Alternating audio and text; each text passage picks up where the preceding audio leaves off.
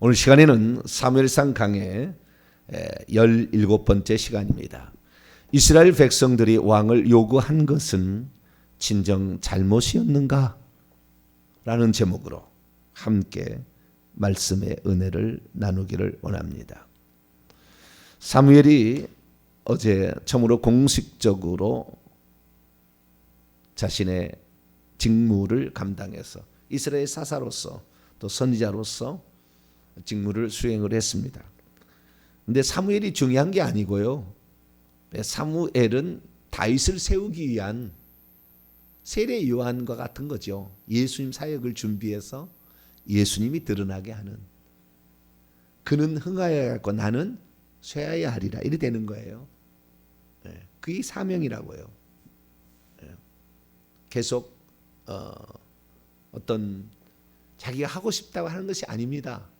하나님께서 그 사람을 그렇게 그릇으로 만들어서 그의 영이 그만한 능력을 감당할 수 있도록 준비된 영혼을 집어넣어 준 거예요. 한나의 뱃속에. 그래서 사무엘이 할 일이 있죠. 사무엘이 할 일은 이제 물러나서 왕을 세워야 되는데 그 왕을 세울 때가 언제였을까? 누구를 세워야 되는 것인가? 오늘 본문 말씀은 많은 것을 우리에게 들려줍니다. 참 많은 것을 들려줘요. 이 깊이에 다 들어갈 수 있을까? 설교를 준비하면서도 이 깊이에 과연 내가 다 들어갈 수 있을까? 그런 생각이 들더라고요. 자, 이스라엘 백성들이 이제 사무엘이 늙었어요. 사무엘이 늙었는데 이 늙은 나이를 크게 두 가지로 봅니다. 두 가지로 보는데요. 하나는 사무엘이 늙었다는 것이 탈무드에 보면은 이때 나이가 어제 읽었던 우리 사무엘상 7장의 미스바 구국성의 나이는 32살이었다 이렇게 나와요. 그러면은 오늘 사무엘 이 왕을 백성들이 구하여서 그 왕을 세울 제도를 가르쳐 주는 이 본문에 요 사무엘이 늙었다라는 요 본문 사무엘상 8장 1절에 나와 있는 사무엘의 나이는 얼마냐? 탈무드에는 52세라 이렇게 나와요. 제가 그전에는 52세가 죽는 줄 알았더니 제가 잘못 본 거예요. 그래서 야, 세상에 아는 공부를 했지만 이 공부를 잘못했구나 내가 그런 생각했는데 나중에 이제 사무엘이 죽을 때가 나오는데요. 계산을 다시 해보니까 사무엘은 몇 살을 살았냐면 84세를 살아요. 사무엘이 84세를 살아. 지금 사무엘상 8장은 BC 1050년경입니다. 이때 52세가 맞을지 안 맞을지 잘 모르겠어요. 그러나 맞을 거라고 이스라엘 사람들은 그렇게 전통으로 해왔으니까 아마 맞겠죠. 52세 정도 되었고요. 그리고 BC 1018년에 나중에 이제 사무엘이 죽게 됩니다. 그때 나이를 계산해 보면 결국에 86세가 되는 거죠. 그래서 사무엘상에 보게 되면 25장 1절에 가면 사무엘이 죽음에 온 이스라엘의 무리가 모여 그를 두고 슬피 울며 라마 그의 집에서 그를 장사했다라고 말하는데 이때가 BC 1018년이니까 84세경이었다 이렇게 보입니다. 그럼 늙었는데 52세는 아직 늙은 게 아니죠. 이스라엘은 50세가 넘으면은 제사장직에서 물러나잖아요. 그러니까 이스라엘 나라 옛날에는 50 넘으면 뭐였어요? 노인이었다 이렇게 하는 겁니다.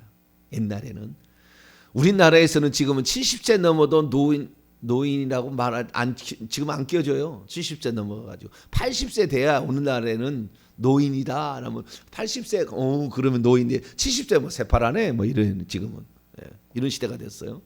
근데 그때 당시는 50세만 넘으면 노인이다. 그래서 아마 그러지 않았을까라고 추측하는데 어떤 사람은 뭐 70세였을 것이다. 뭐 이렇게 얘기합니다만은 52세 정도가 맞을 것 같습니다. 그래서 그의 아들들을 이스라엘 사사로 셌다. 그러니까 그 와중에 언제 결혼을 한 거죠.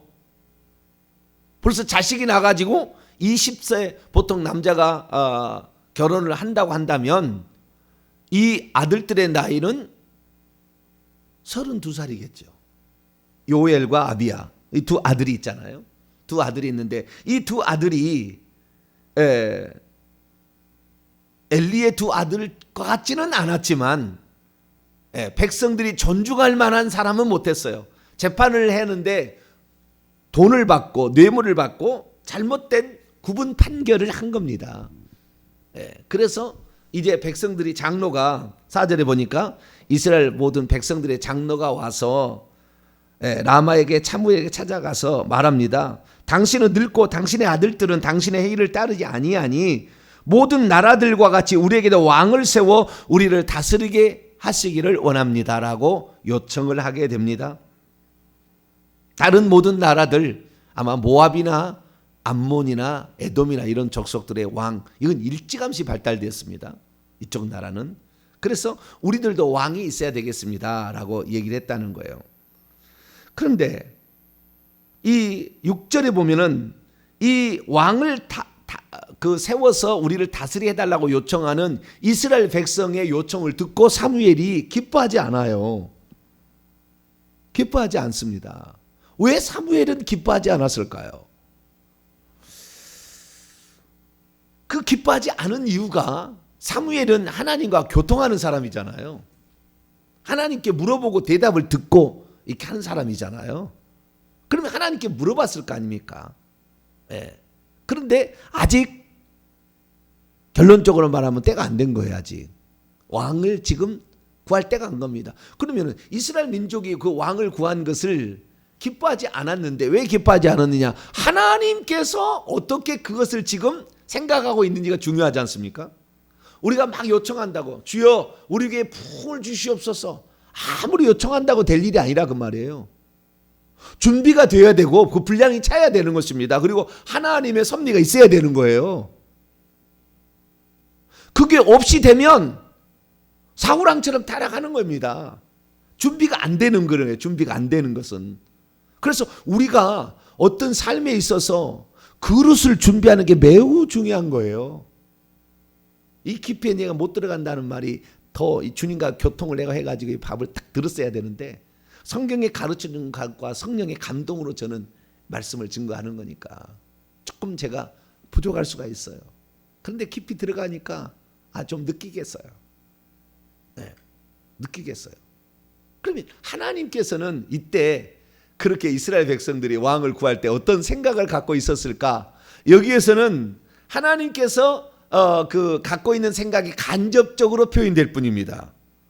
두 군데를 보시겠습니다. 하나님의 마음이 간접적으로 표현돼요. 하나님 직접적으로 얘기 안 해요. 사무엘을 통해서 간접적으로 표현됩니다. 자, 7절 말씀을 봅니다. 7절 말씀 시작. 여호와께서 사무엘에게 이르시되 백성이 내게 한 말을 다 들으라. 이는 그들이 너를 버림이 아니요 나를 버려 자기들의 왕이 되지 못하게 함이니라. 이게 첫 번째 하나님이 간접적으로 표현을 해주는 거예요. 간접적으로. 왜 간접적이라는 것을 좀 이따 얘기하겠습니다. 그들이 이제 너 사사 그만하시고 왕 세워주세요. 당신에게 사사 지도받지 않고 싶어요. 라고 지금 했다는 거예요. 그런데 나이는 몇 세요? 52세라고요. 자, 엘리 제사장이 그 앞에 사사했는데 몇 세까지 했습니까? 58세에 사사로 쓰임을 받아가지고 98세에 40년 동안 통치했다 그 말이에요. 그러면 아직 엘리 제사장은 쓰임 받지도 못할 나이인데 너 그만두라 이거잖아요. 지금 당신에게 지도받지 않겠어 이렇게 하는 거예요. 그러니까 지금 그 의도가 불순하다. 의도가 불순하다. 지금 그것을 하나님이 간접적으로 지금 얘기를 하는 거예요. 그래서 너를 버림이 아니요 나를 버림이다. 이게 무슨 말이냐면요. 그 하나님께서 그동안에 왕정이라는 것을 통치를 하지 않았습니다. 왕을 세우지 않았습니다. 항상 하나님의 종을 세웠어요. 특히 이제 창세기를 보게 되면은 족장들을 종으로 세워서 하나님의 말씀을 전달했다고 한다면 족장들의 시대가 끝나서 요셉을 끝으로 그 다음에는 모세라는 지도자를 세웠죠. 모세 요수아.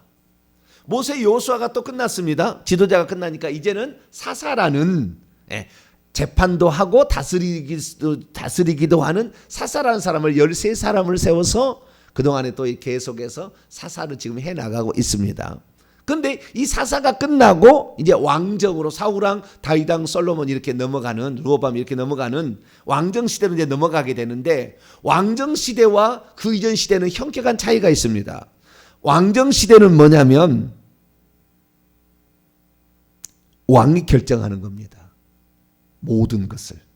그러나 족장, 지도자, 사사 시대는 왕이 한 번도 왕과 이런 사람이, 그러니까 족장이나 지도자나 사사가 한 번도 결정한 게 없습니다. 전부 다 하나님이 결정한 대로 사사가 일할 뿐이고, 하나님이 결정한 대로 족장이 일할 뿐이고, 하나님이 일한 대로 지도자가 일할 뿐이지 이들에게 권한이 따로 있는 건 아닙니다. 그동안에는. 그러니까 하나님의 지시를 받아서 그 일을 지도했던 것들이 왕정시대 이전이에요. 그런데 왕은 그때부터는 왕이 결정해서 한다니까요. 왕이 결정해서 하는 거예요. 그러니까 상당한 많은 현격한 차이가 나는 겁니다. 그래서 신학자들은 뭐라고 표현하느냐? 족장 시대, 지도자들 시대, 사사 시대는 신정정치였다 이렇게 얘기합니다. 하나님이 직접 다스리는 통치였어요. 그 백성을.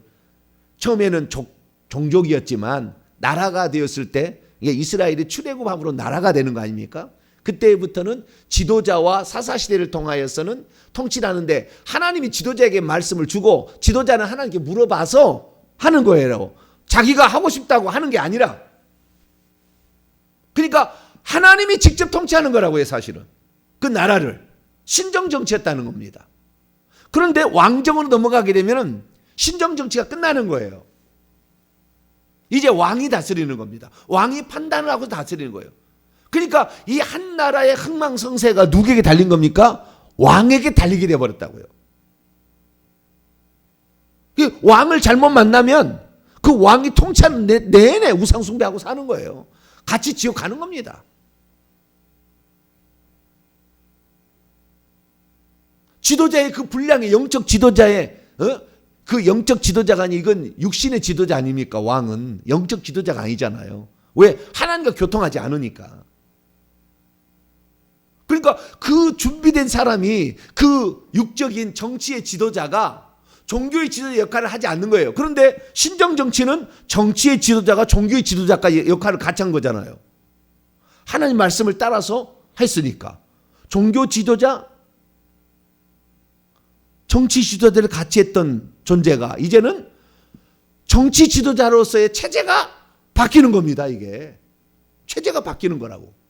이건 현격한 변화를 가져오는 것입니다. 오늘날 목회자들은 뭡니까? 하나님께 말씀을 받아서 말합니까? 오늘날은 어쩌면 왕과 같은 존재예요, 목회자들이. 스스로가 어떻게 하나님과의 관계를 갖느냐에 따라서 그 목회자가 그 위임 받아서 하는 동안 그 교회 수준이 결정이 되고 천국에 들어가는 수준이 결정돼 버리는 거예요.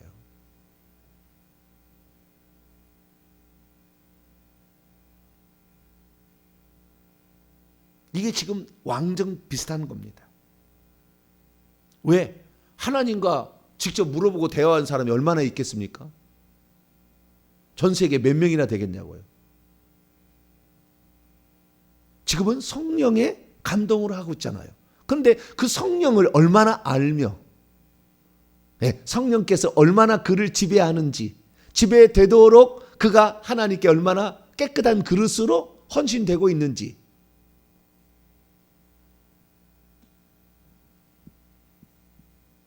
똑같은 말을 듣지만 지금의 시대는 그렇다 해서 무슨 왕정이지만 왕정은 아니잖아요. 왜냐하면 여기 왕정하면은요, 병역을 담당해주고 징용을 해서 쓰고 말이죠, 농경을 시키고 말이죠, 강제 노동을 시켜서 요리하고 밭 갈고까지 다 하고 말이죠. 재산을 갖다가 종으로 사람들을 갖다가 부려서 종으로 자기 일 시키고 10분의 1 바치게 하고, 왕을 하려면 신하들에게 원금 줄 걸 갖다가 뺏어서 신하들에게 주고 이런 거 하는 거 아닙니까? 근데 여기에 나와 있는 왕 같은 건 아니에요. 그러니까 오늘날의 교회의 지도자는 종교 지도자이지만 구약과 같은 이런 종교 지도자는 아니죠. 물론 성령의 통치를 받는다는 측면에서는 그럴 수 있지만 얼마든지 성령을 통치를 안 받고도 할 수가 있는 거예요.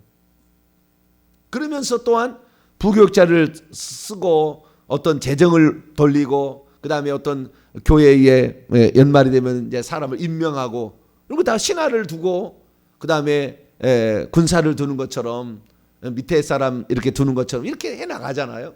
그래서 오늘날에는 그런 주의적인 여기에는 똑같은 것은 아니지만 그러나 이것이 그 어떤 구약 시대 같은 경우는 사사를 세우고 지도자를 세우는 것은 하나님의 권한이었습니다. 그러나 왕정이 들어갈 때부터는 어떻게 됩니까? 죽으면 그 다음에 왕이 되는 거예요. 그리고 구테타를 일으켜서 왕을 세웁니다. 북이스라엘은 5번인가요? 5번의 구테타가 일어나요. 왕조가 5번이 바뀌는 거예요. 남유다는 한 번 중간에 아달랴가 구테타를 한번 일으킨 적이 있으나 그것은 안 쳐준다고 한다면 남유다는 그러진 않지만 그래서 그 왕이 세습처럼 어떠면 그런 왕을 했는데 그 왕이 잘못된 왕이었다. 남유다에 그 많은 왕이 있어도 4명이나 괜찮지 나머지는 다 악한 왕이었어요. 우상 숭배를 백성에게 강요하는 왕이었다고요. 그런데 그 왕은 정치 지도자는 아니었죠. 그렇기 때문에 그때부터는 어떻게 됩니까? 이 정치 지도자는 왕이 하게 되고 그 정치 지도자가 잘못 나가면은 뭐가 나옵니까? 선지자가 나타나서 책망을 하기 시작하는 거예요. 왕이시여, 당신 그렇게 하면 안 돼요.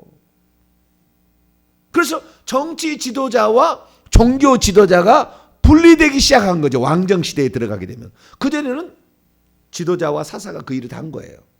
따로 분리된 게 아니었다고. 엘리가 다 그거 한 겁니다. 다스리기도 하고 그 다음에 제사도 지내고 영치 이렇게 같이 했던 거예요. 그렇게 해오다가 드디어 이제 왕정 시대로 들어가게 되니까 얼마나 이것이 많은 변화가 있겠습니까? 그러니까 하나님께서는 이 변화의 부분에 관하여 많이 깊이 생각하는 거. 어떤 사람을 세울 건가? 어떤 사람이 맨 처음에 샘플을 잘 보여서 그 사람의 것을 따라갈 것인가? 우리가 처음이 아주 중요하거든요. 처음에 어떻게 하느냐가 중요합니다. 처음에. 그 처음을 잘못하면 그 다음부터는 그대로 따라가는 거예요. 내가 전도한 사람이 내가 어떻게 하느냐를 그대로 보고 따라합니다. 둘째는 첫째를 꼭 보고 따라합니다. 이렇게 하면 하고 이렇게 하면 안 되고 다 이렇게 합니다. 눈치가 빠삭해요. 그런데 지금 한국교회 어떤 상태냐? 우리 성도들을 보게 되면 이 성도들이 어떻게 신앙생활하는지를 몰라요. 그러니까 그 사람이 전도한 사람은 그 수준밖에 안 되는 겁니다. 주일날 가끔 빠지잖아요. 전도한 사람이. 전도 받은 사람은 응당 빠집니다. 아무렇지도 않아요. 그렇게 하는가 보다 이렇게 하는 겁니다. 영적 수준은 내버려 두고 평신도가 영적 수준이 이 정도 되는 것이다. 그러면은 전도를 해서 그 사람 데려다 놓으면은 내가 그 정도 수준 돼야 된다고 생각하고 따라오는 거예요. 그런데 그 수준이 안 되니까 한국 교회 지금 영적 수준은 바닥을 헤매는 수준입니다.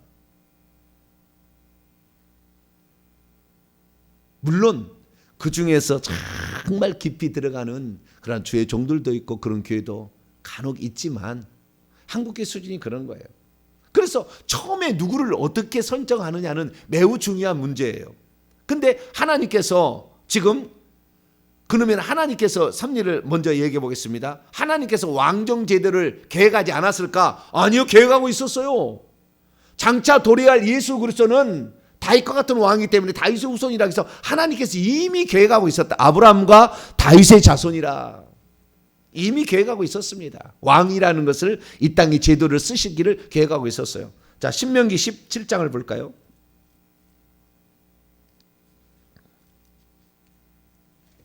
이미 하나님은 다 모세에게 얘기해놨다고요. 왕이 통치하는 시대를 있을 거라고 다 얘기해놨다고요. 17장 14절부터입니다.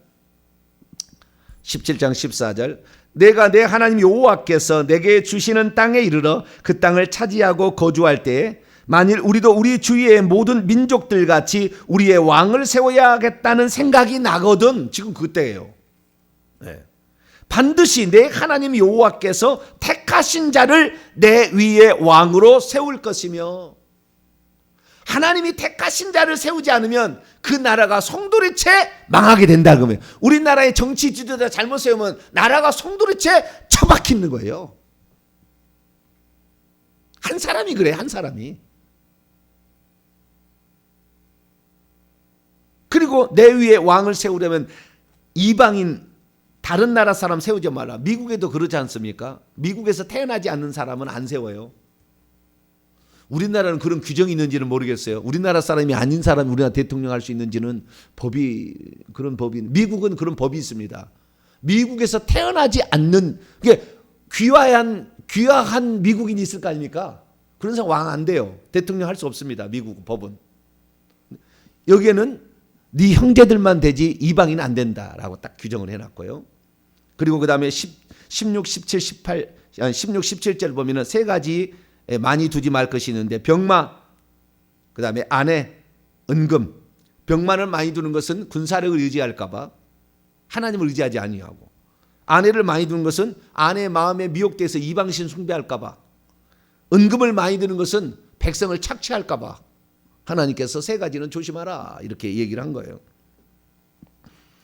그리고 18절 19절이 아주 중요합니다. 18, 19절 읽습니다. 시작. 그가 왕위에 오르거든 이 율법서의 등사본을 레위 사람 제사장 앞에서 책에 기록하여 평생에 자기 옆에 두고 읽어 그의 하나님 여호와 경외하기를 배우며 이 율법의 모든 말과 이 규례를 지켜 행할 것이라. 그러니까 이 왕이 하나님을 사랑해서 하나님 말씀을 가까이 하면 그 민족은 복을 받는 것이고, 그때 통치 때는.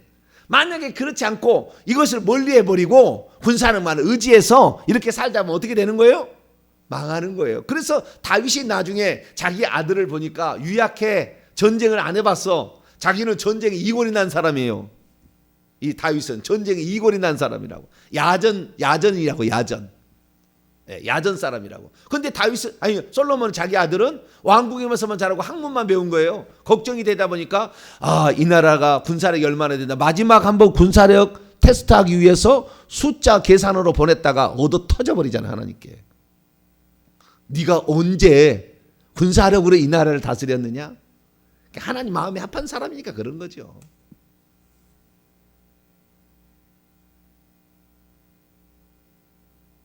자기 아내 있는데 남의 아내 데려다가 다윗이 간음해가지고 얻어 터지잖아요. 이거 하나님이 정확히 물으시는 거예요. 하나님께서 마음에 합한 자라고 예정해서 그 영을 집어넣어준 사람도 이 정도인데 지금 왕을 세워달라고 한다 그 말이에요. 자, 그럼 다시 원문으로 돌아옵니다. 아니, 사무엘상 8장으로. 하나님 마음이 그러는 거예요. 지금 표현하는 것은 간접적으로 표현한 거예요. 너를 버림이 아니요, 너가 이제는 통치할 수 있는, 지금 아주 앞으로 30년 이상은 너의 통치를 잘 받아서 하나님의 사람이 되어야 될 텐데 너의 아들 핑계를 대고 나를 버리는 거다라는 거예요. 그의 아들은 뭡니까? 다시 8장 2절을 보세요. 장자 이름은 요엘이요 차자 이름은 아비아라. 그들이 부엘세바에서 사사가 되니라. 부엘세바라는 것은 저 가나안 땅의 남부 지역입니다. 그러면 이 사무엘상 7장 16절 보면 베델 길갈 미스바로 순회하면서 사무엘이 다스렸다고 그래요. 이건 중부 북부 쪽에 해당되는 건데, 이것은 중부 북부는 사무엘이 다스린다면 남부가 너무 머니까 아들들을 시킨 거예요. 그게 일부분입니다. 일부분.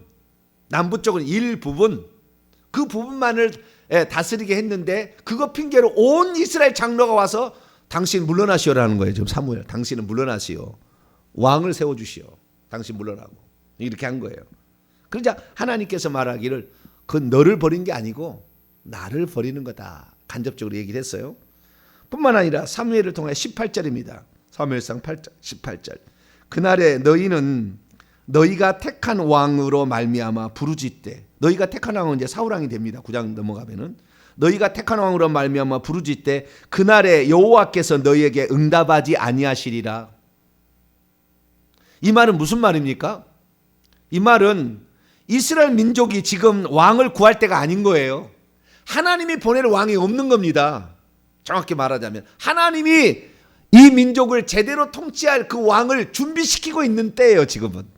그렇기 때문에 사사였던 사무엘의 통치를 받아서 그때를 잘 준비해서 기도로 준비하고 하나님 말씀에 신앙훈련, 미스바 구국성회 같은 것을 일으켜서 이제 사사인 사무엘로부터 많이 공부를 해서 하나님이 원하는 통치자를 구하는 기도를 했어야 되는 거예요.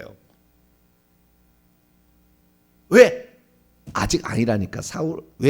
왜 사울 왕이 그렇게 중간에 이렇게 폐위를 당하는 이유가 다 있다니까요. 그만한 그릇이 아니에요.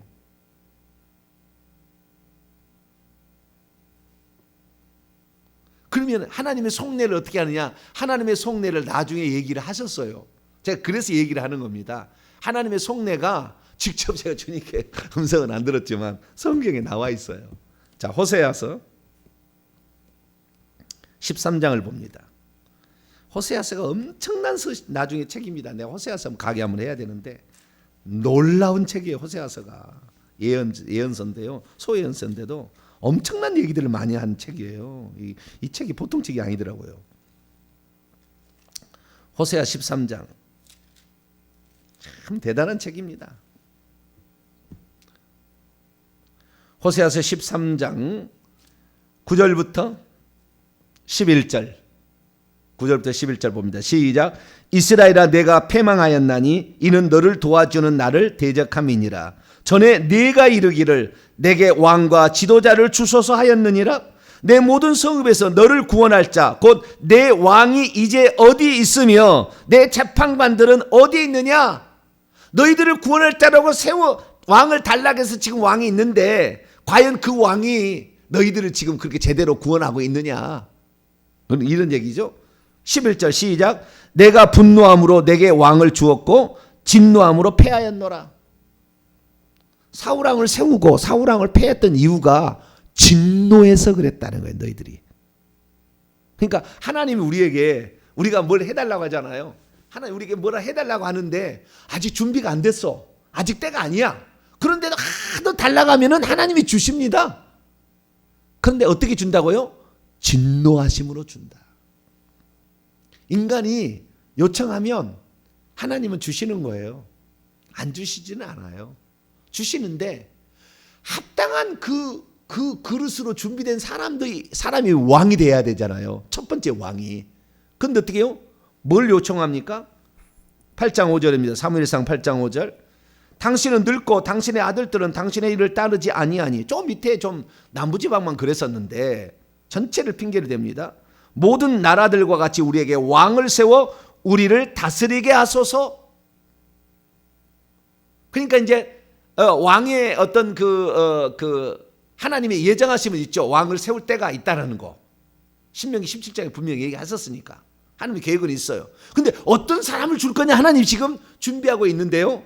요 1050년에는 사울왕이 이제 왕으로 세워지는 통치 1년이 되는 것이고요. 1040년, 10년 뒤에 다윗이 태어납니다. 10년 뒤에 다윗이 태어나요. 1040년에. 그리고 970년까지 40년 동안 다윗이 왕노를 하는데 이 다윗이 왕노할 게 한 30년은 사무엘 사사의 통치를 받아서 준비를 했었어야 돼요. 하나님은 그 마음이에요. 그런데 백성들이 하도 원하니까 주기는 줘야 돼. 근데 백성들은 뭘 요구합니까? 그러면은 하나님이 구약에 그러니까 예전에 모세를 통하여 왕의 제도는 이런 거다. 라고 얘기를 하면서 그 왕을 세울 때 너희들이 그 왕을 섬기기 위해서 얼마나 많은 노예가 돼야 되고 얼마나 많은 세금을 내야 되고 얼마나 많이 종로를 해야 되는지가 다 하겠느냐? 얼마든지 하겠다 얘기하는 거예요. 그렇다 할지라도 너희들에게 주실 그 택한 왕은 하나님께서 별로 기뻐하지 않는다. 그래도 뭐라고 하십니까? 자, 19절 20절입니다. 백성이 사무엘의 말 듣기를 거절하여 이르되 아니로소이다. 이게 지금 아니라는 거예요. 때가 아직 아니라는 건데도 아니로소이다. 우리도 왕이 있어야 하리니 우리도 다른 나라들과 같이 되어 우리의 왕이 우리를 다스리며 우리 앞에 나가서 우리의 싸움을 싸워야 할까요? 전쟁에 승리할 수만 있다고 한다면 우리는 종이 돼도 좋고 왕의 종이 돼도 좋고 왕 밑에 가서 요리를 해도 좋고 왕의 신하가 돼도 좋고 왕의 포도원을 재배도 좋고 세금을 다 내도 좋고 포도원을 빼앗기도 좋다 이거예요 지금. 그러니까 하나님께서 싸움 잘하는 사람을 고를 수밖에 없었어요. 그게 바로 기스의 아들 사울입니다. 그러니 이 사울 왕은 하나님이 기뻐해서 보낸 게 아니에요. 다윗은 아예 하나님이 작정하고 보낸 거예요. 작정하고. 이제 왕의 제도를 세워서 왕정 시대가 되어야 되는 때가 되었다라고 해서 이제 곧 이제 앞으로 10년 뒤에 이 다윗을 보내는 겁니다. 좋은 믿음의 가정에 보내려고 하는데 그 전에 요청을 한 겁니다. 그래서 하나님이 진노하셨대요. 여기서는 그렇게 표현을 하지 않는데 나중에 하나님 마음의 속내를 얘기하시는 거예요. 진노하셨다. 너희들 기도가 더 중요한 거야. 너희들 준비하는 게 더 중요한 거야. 복 달라고 오는 것이 아니고 너희들이 깨끗한 그릇이 되는 게 중요하고 그 복을 받을 수 있는 합당한 준비가 중요한 것이지 부이 중요한 게 아니고.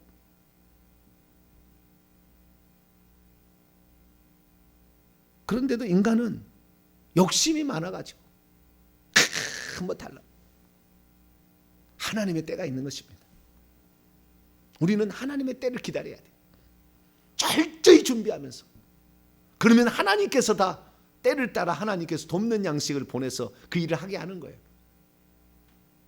너무 부응 안 된다고 뭐 섭섭하게 생각 마세요.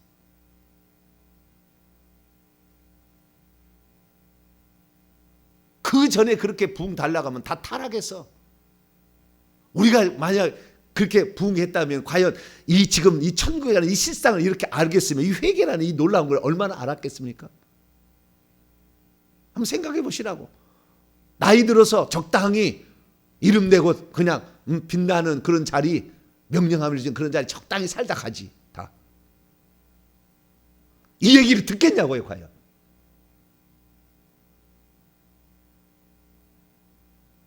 그런데도 이스라엘 백성은 그렇게 하기를 그렇게 원했다는. 인간은 그렇습니다. 제가 그래서 이 본문에 내가 깊이 들어가는 것을 조금 아쉽다라고 얘기하는 것은 주님의 마음을 조금밖에 내가 이해를 못해서 어떻게 그 화를 내셨는가에 대해서 내가 다 표현을 못하겠어요. 그렇습니다. 하나님은 백성이 요구하는 걸 안 들어주진 않아요.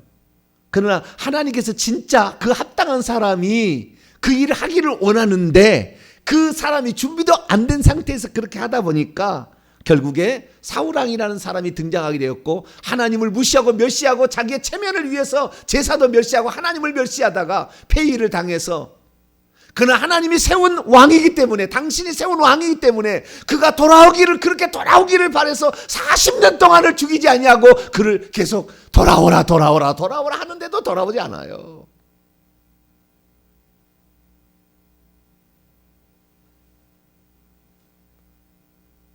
우리는 내가 위대하게 쓰임받는 게 중요한 게 아니라고. 얼마나 합당한 주님 쓰시기에 합당한 사람으로 준비되느냐가 중요한 거예요. 오늘도 내가 뭐가 부족하느냐 하나님께 나아가며 깨끗한 그릇이 되기 위하여 하나님께 더 회개하는 것이 더 중요한 것이고. 우리가 위세 떨려고 신앙생활 합니까? 교양생활 하려고 신앙생활 합니까? 그거 아니잖아요. 그래서 증정 주님께서 보실 때에 너는 내 마음에 합한 자야. 나는 너가 이 직분을 감당해 너무 나는 기다려왔어. 나는 너가 이렇게 있어서 나는 행복해. 그런 사람이 되도록 날마다 조정 어떡하지? 아이고 저렇게 하면 안 되는데 아이고 지금 넘어지고 아이고 저러면 안 되는 이렇게 아니고 너의 그 판단 자체가 나는 너무 귀해. 나는 너 때문에 행복해. 이런 사람이 되도록 우리 자신을 오늘도 주여 회개하고 하나님의 뜻에 순종하고 뭘 따지려고 하지 말고 주님 이렇게 내가 살아보기 원합니다. 우리는 꼭 그런 사람이 되어서 우리가 좀 붕이 늦더라도 늦으면 우리 다음 세대 하면 되죠. 우리가 준비 잘 시켜놓으면. 제가 지금까지 전한 이 메시지를 듣고 5,000편의 설교를 듣고 준비하면은 이날에 거목이 나올 거예요. 거목이 다 알고 나오게 된다고 한다. 이런 것을 우리가 들어볼 수가 없었잖아요. 그동안에 어떤 길이 바른 길이고 어떤 길이 주님이 원하는 길인지 잘 몰랐잖아요. 저도 이게 CBS 무슨 기독교 방송 이런 많이 이렇게 뭐 방송들이 있잖아요. 그 설교들 들어봅니다. 과연 저 종이 저렇게 말을 하는데 과연 저기에서 정말 거룩한 신부가 나올까? 이기는 자가 나올까? 저주가 뭔지 저주를 설명하는데 뭐라고 설명하냐면은 인내하라고 하나님이 줬다는 거예요. 연단하라고 하나님이 줬다는 거예요. 물론 인내와 연단은 기지만 그 속에 그 저주가 죄를 회개함이 없어서 그게 지금 찾아온 건데 그 얘기를 하지 않냐고 연단만 잘 견디면 된다.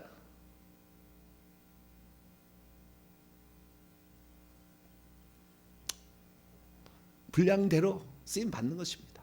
준비된 대로 쓰임 받는 거예요.